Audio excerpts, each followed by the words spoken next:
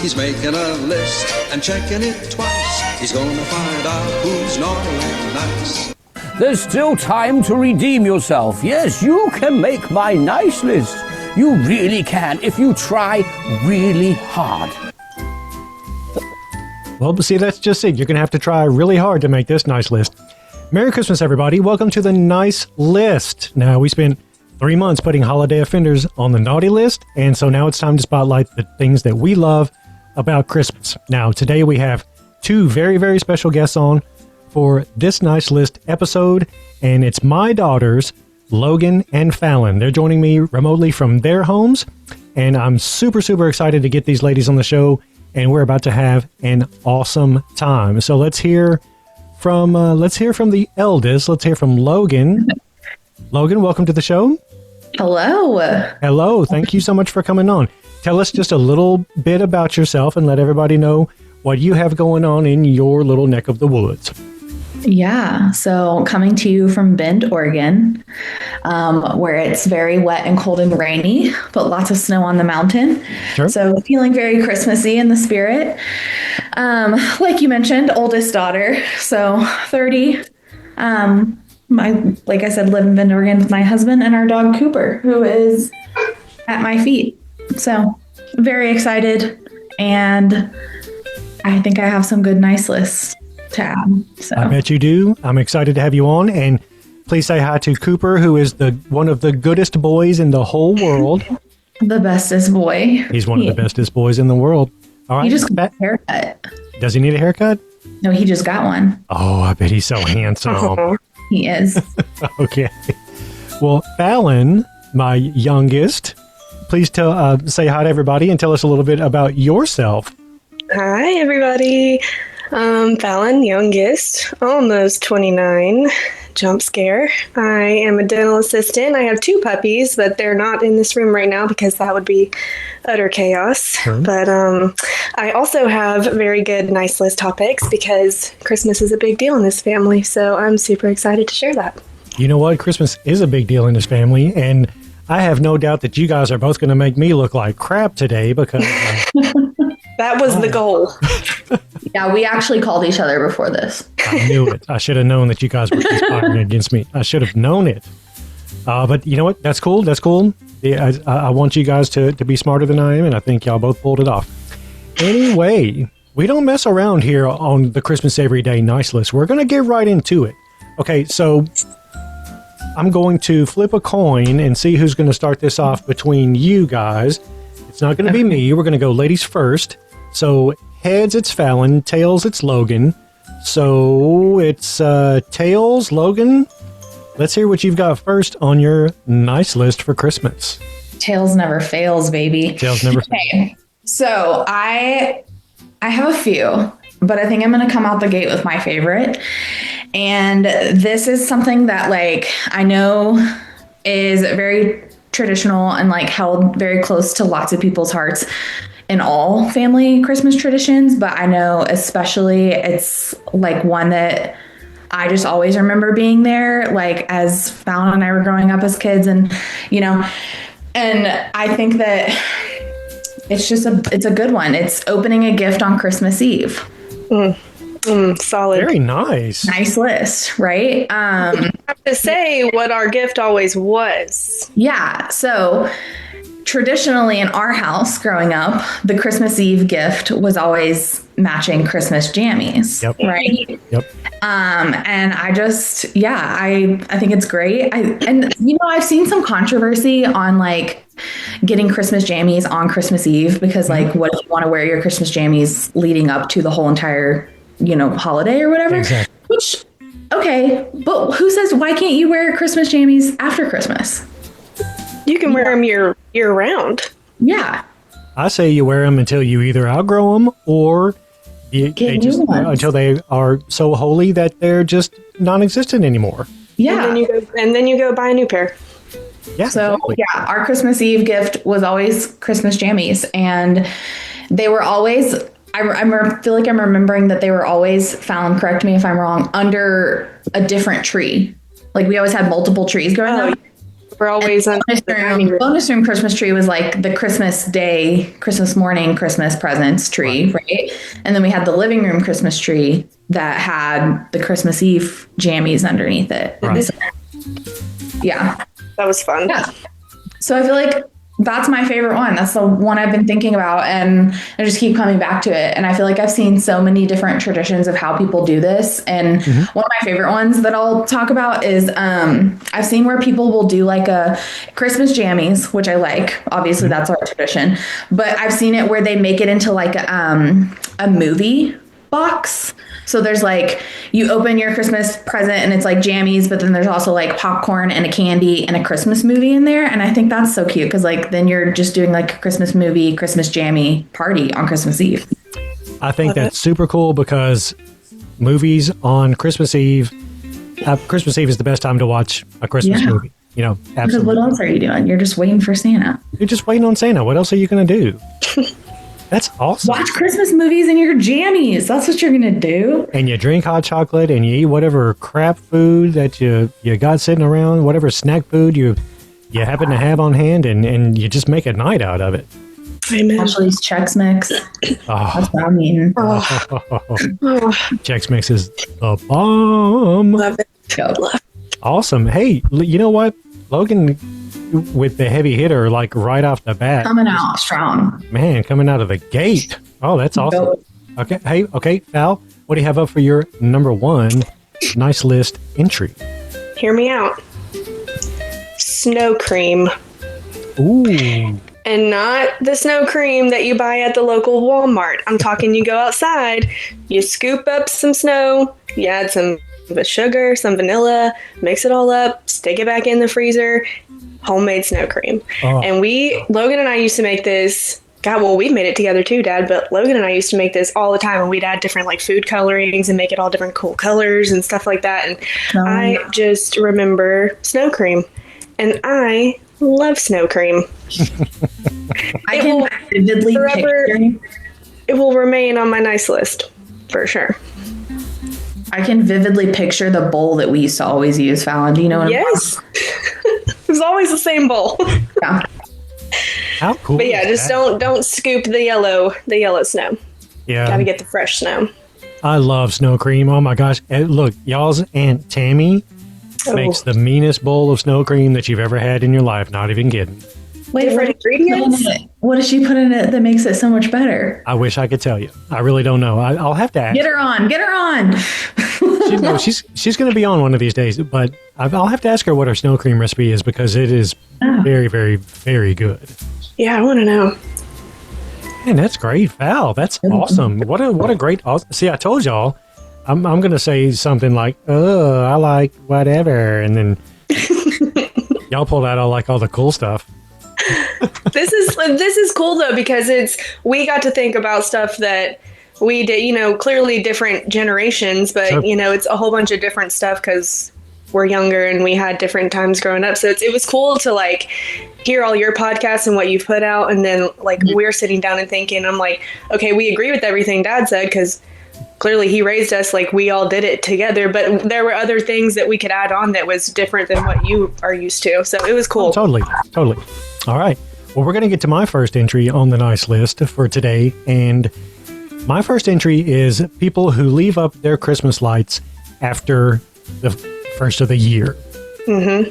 Yes. Yes. Now, I saw a bunch of this last year. When I was kind of getting this whole thing started, I initially wanted it to be a YouTube channel. And I was like, okay, I could totally do like this YouTube Christmas channel. But then the more I thought about it, the more I was like, well, where am I going to film Christmas stuff in like April and, middle of summer and, whatever.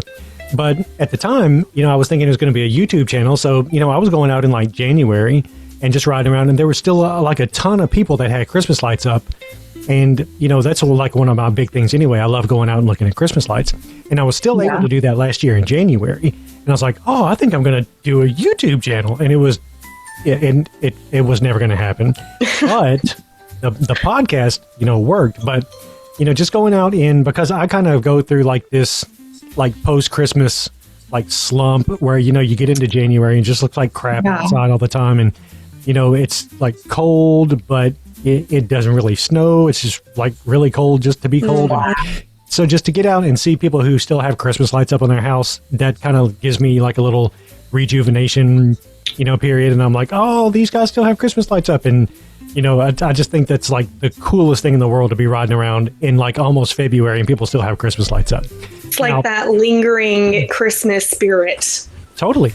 Now, I used to think in my younger days that was kind of, I'm like, why would they still have the Christmas lights up? Good grief. But the older I get, the more I'm like, okay, I totally get that now. And I'm really glad. It's not hurting anybody. No, it's not hurting anybody. And it brings joy to everybody who drives past their house. Yeah. Really? Ugh.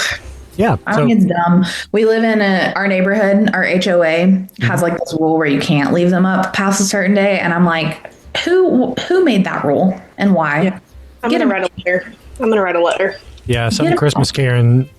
Karen. Scrooge. Yeah, Scrooge runs the HOA in y'all's neighborhood. Rude. I'd be moving, Logan. I can leave my Christmas tree up inside my house however long I want to, Karen. For real. Yeah, forget that Scrooge. You just leave that tree up as long as you want to. And you know what? And they can't do anything about it. No, they can't. All right, well, that was my number one. People who leave up their Christmas lights outside after the first of the year, they make me very happy, and they are on the nice list. Put me in that category. All right, Logan's on the list. All right, Logan, what is your next one? Okay, so I was kind of going back and forth between two different ones, but they're both very similar. And it's a game time decision. I'm just going to pick one. So I think the second one that I'm choosing, and I am specifically choosing this because it's like a very specific memory to like the three of us. And that is decorating gingerbread houses. Oh. And I know that y'all can like see the picture that I am talking about. Yep. The one we remade. We remade it. Yes. So like, I feel like, I don't know that this is like a yearly standing tradition of ours. Like I don't remember making decorating gingerbread houses every year, right? But it's like always a spontaneous thing of like, oh, there's the gingerbread kit in the store that you're going to grab, right? Yep. And I just remember vividly us seeing that one year and remembering like, oh my gosh, y'all remember this like picture is like, I don't know, Fallon, how old were we in the like little picture? Do you know? I was probably like 4 or 5, so you had to have been 7 or 7. Something, yeah, we were young. Yep. But then we remade it as we were teenagers, and yeah, exactly. It was cool. And then like getting to remake and do like obviously like we took it much more serious as adults, but yeah, making like decorating in gingerbread houses because like no one's eating any of that. Like it's not good, right? But it's so fun and it's so cute. So I would not want to eat it. And we actually made 3 or 4 of them over the course of the years, but we took that one picture that one year. I know. And then we did recreate it years later, and that was super cool. What I thought was funny about that picture is the first one we were so small, but the gingerbread house was huge, and then we remade the picture, and our gingerbread house was like so small and we were bigger. Like we had grown up, and it's like our gingerbread house like shrunk, and every time I look at it I'm just like, it's funny. We swapped roles. We did. That first one that we made that first year, it was huge. I mean, it was like it was 2 feet by 2 feet. It was like huge. Yeah. But then how did we do that? Talent. A lot of icing? I don't know. I think we did go through an exorbitant amount of icing putting that thing together, but yeah, I mean, it was a good sized gingerbread house. It was pretty cool. But aren't they fun? And then like now you see people who go full out and do like the whole like gingerbread village decorating contests and stuff like that. Oh yeah. They're crazy. Actually, Dad, you'll like this. You'll appreciate this. I was in the store the other day and I saw they had a Hogwarts Express gingerbread. What? Oh, hold up. Really? Yeah. Oh, I know. I should have gotten it. It was so cool. You should have shipped it, Logan. I know. you should have shipped the Hogwarts Express. Yeah. That'd be How cool. cool would that be, though? Yeah. Oh, I bet that was so awesome. I know. Anyways, gingerbread houses. They're fun. It's a great tradition. It's a classic. You can't beat beat that. Good one, honey. Yeah. Good. No, that's a really good one. I didn't even think about that. And that's one of my best memories is making gingerbread houses with you guys. That was always so cool. Like I said, we did probably 3 or 4 of them, maybe 5 of them. Yeah, I mean, like I said, it wasn't like a yearly thing, but it was like one of those things where it was like spontaneous, and we'd be like, "Oh, gingerbread, how?" Like, I don't know, see one in the store or whatever, and we found it. And I was probably like, "Hey, we want to do that." Exactly. Good call, Logan, on the gingerbread house. All right. Thanks. Alan, what is your next entry on the nice list? So I kind of had to switch this around a little bit because one on my nice list actually made it onto your advent calendar. So the peppermint mocha, that was on my nice list. It will remain on my nice list, but that's not what I'm going to talk about. But I switched it up a little bit.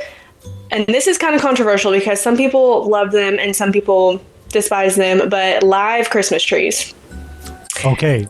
I love a live Christmas tree, and I will say that like a balsam or like a pine scent is like my all-time Christmas like favorite scent. Like I just love like a balsam smell. Right. And you know, they make these like pre-lit, and I think it's just fun. Like one, you get to go pick it out. It's not $1,200 at Costco. Like they're pretty affordable, and then you get to decorate it and like string your own lights and stuff. So I think that's really cool. But then you go to the store and like all these pre-lit ones, they have these like little sticks that you can put in your tree that like make it smell good. And I just like, I don't really like that because it's fake. Like it's just fake. So I think a live Christmas tree, and I've had several as an adult. I don't think we didn't really have live trees, but I think y'all had live trees when you were young, Dad, didn't you? That's all we had when we were young. Yeah. That's the only kind of tree we did have when we were young. But I just think it's fun. Like you get to pick it out and like you get to cut it down. Like it's fun to do that. And then picking out your lights and, you know, whatever. It's really cool. But the pre-lit ones, I mean, I can't talk. I have one right now, but I have had a lot of live trees as an adult. But the pre-lit ones, they last a couple years. You got to fluff them. They're a pain in the butt. They like scratch you up when you're trying to fluff them. Like just get a real tree. They're cooler. They're way cooler. I know we aren't doing the naughty list, but fluffing a Christmas tree. Oh, God. Think about it for a second. You know? Yeah. Terrible. Ashley, my wife, she won't let me fluff the Christmas tree because I do it like this half-hearted effort. I'm like messing around with it for like 5 seconds. I'm like, you don't even touch the backside of the tree. Let's put the ornaments on. And then she's like, no, you didn't. Like, get out of here. You're like, she's like, Troy, you can see right through it. Exactly. You can see right through it. That's where you put the ornaments. Yeah, just stuff a whole bunch of stuff in there, fill it up. I'm the worst tree fluffer in the world. But yeah. Are you one of the tree fluffers where you only do like one side of the tree? Like say it's going up against a window or in a corner or something, like you don't even have a backside. Okay, you're not look, do the back. The back side of the tree is none of your business. It's up against something. Yeah, it's going to be up against something.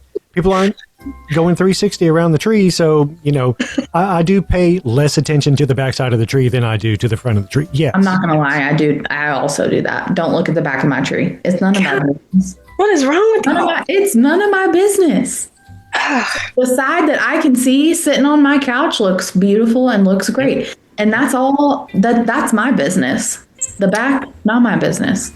I'm gonna keep doing what I do. I'm gonna fluff my whole tree. You know? I think you should. But on the real tree note, though, Fallon, I was just so in Oregon, you walk outside and it kind of just always smells like a Christmas tree. It's one of those things about living in Oregon. It's kind of amazing. It's like a year-round candle.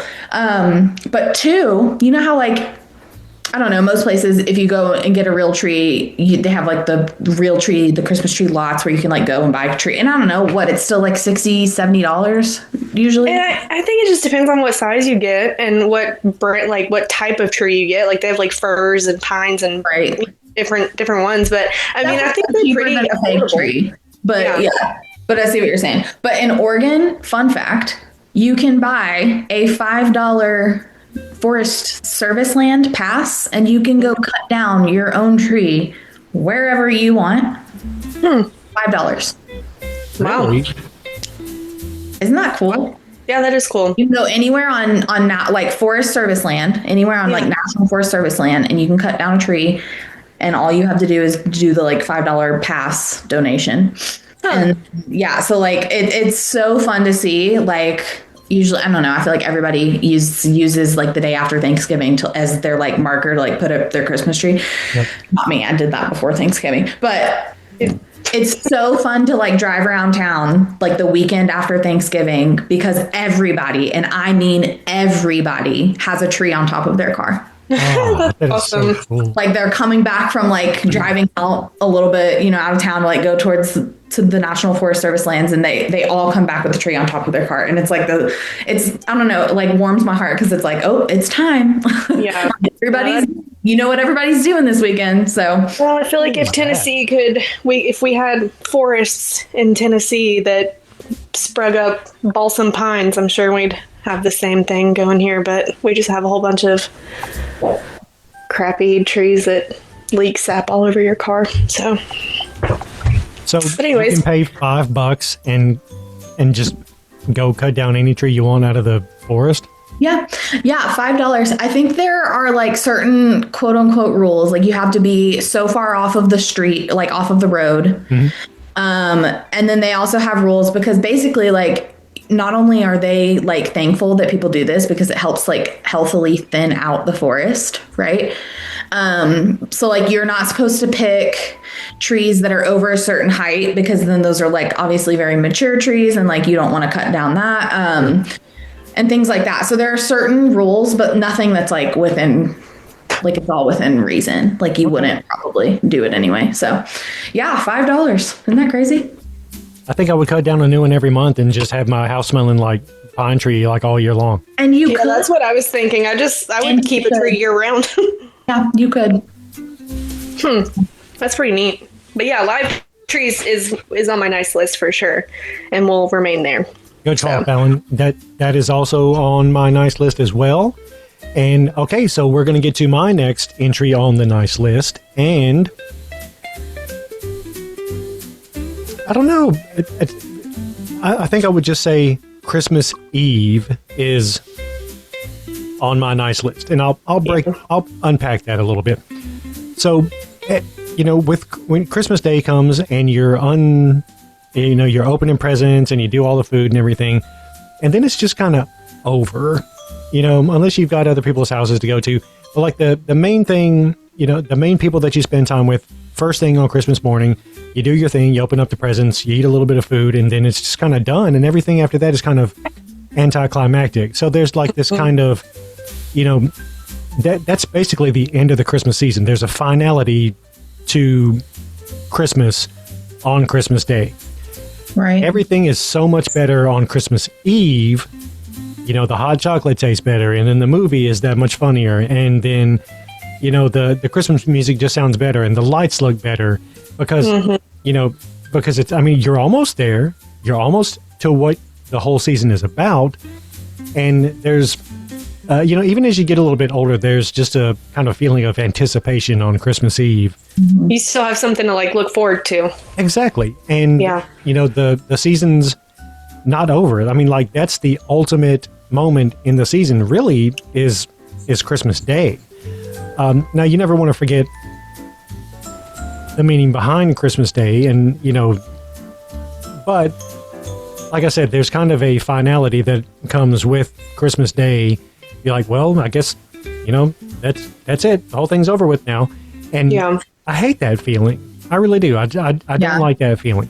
So, like I said, everything's better on Christmas Eve. The movie, the food, like everything is just so much better and more enjoyable on Christmas Eve. So Christmas Day comes, everything's just kind of flat after that, and then you're just kind of done with the whole thing. So yes, Christmas Eve is on my nice list. I remember We used to always go to like Carrie and Clayton's house, and like we would have like Christmas Eve like parties with the family and stuff like that. Like we would do a whole bunch of stuff on Christmas Eve too. But then you get home and it's like it's still happening. Like it's still like it's not over yet. Like I understand that. Yeah, that's cool. because Christmas Eve it's like a whole day thing, right? Yeah. Like there's stuff to do all day on Christmas Eve. Yeah, Right. And then you're immersed in like all things Christmas, like that whole entire day. Yep. From like literally the time you wake up, wrapping like last minute wrapping, like last minute whatever, seeing friends and family, you're watching movies, you're doing all the things, and then like literally until the moment you go to bed, like even when you're little kids, like you're putting Santa's cookies out, you're putting carrots out for the reindeer. Like Fallon and I would always sleep together on Christmas Eve, and like it's like you're going all day, right? And it's kind of like, it's funny that you pointed out Christmas Day. It's kind of sad in a way because it's like, oh no, now what? Yeah, and now what do we do? then you hit the dreaded like days in between Christmas and New Year's of like, now really, what do I do? Those are the worst. Those are the worst. Yeah. Absolutely. You've like reached the peak and you're like, okay, now what? Post-Christmas depression has hit. And no, that's a real thing with I know it is. A lot of people. Yeah. And with a lot of people, it carries over into January. And, you know, and that's another reason why I love it when people keep their lights up is because I kind of go through that myself where I'm like, God, this just really sucks. You know, January in general just sucks, period, because it's just gloomy all the time and it's just cold and it's dreary looking outside. And, you know, it's just awful. But, you know, the time leading up to Christmas, that's like the best time in the world. Yeah. So, and like I said, the ultimate Christmas, I don't know, kind of day, whatever, is totally Christmas Eve. Yeah, I agree with that. Yeah. Christmas and the Christmas day itself just goes by really fast. You open presents, you see your family, you eat, and then. Well, and because you do like the peak of Christmas Day all happens within the first like 3 hours of you being awake. Exactly. Yeah. And you're like, what, watching the Dallas Cowboys play? Like, you know what I mean? Like, oh, that's boring. Yeah. Come on. Yeah. Merry Crisis. Golly. So yeah, that Christmas Eve sums up Christmas for me. Like you said, Logan, there's always something you're doing, last minute stuff. You're getting ready. Yeah, there's always something. Exactly. And you know, even if you're not doing anything, you know, you got the Christmas music on, you got a Christmas movie on, you're running out doing errands, whatever, and you know, it's just awesome. You know, it's just an awesome feeling because, like I said, there is that, you know, anticipation, and you know, you're going to something, and then it's just anticlimactic on Christmas Day. Yeah. All right. Agreed. Do you guys have anything else for the nice list? I could talk about it all day long, but no, I think I wrapped up all my good points that you haven't already talked about. My favorites. I mean, I definitely have like, I don't know, I feel like we could all have a whole laundry list of them, but Totally. Okay. those are my faves.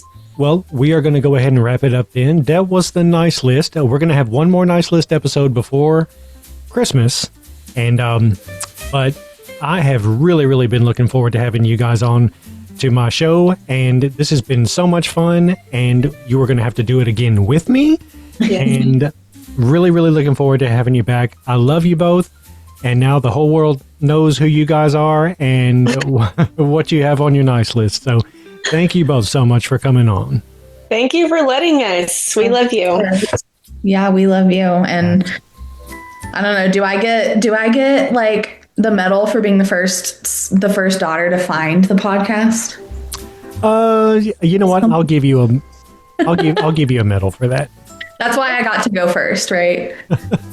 Well, no, you won the coin toss. You won the coin toss. I got to introduce myself first, though. Because you're the oldest. Shut up. Whatever. I want a medal. If she gets a medal, I want a medal, Dad. You know what? You both get a medal. Okay. Okay.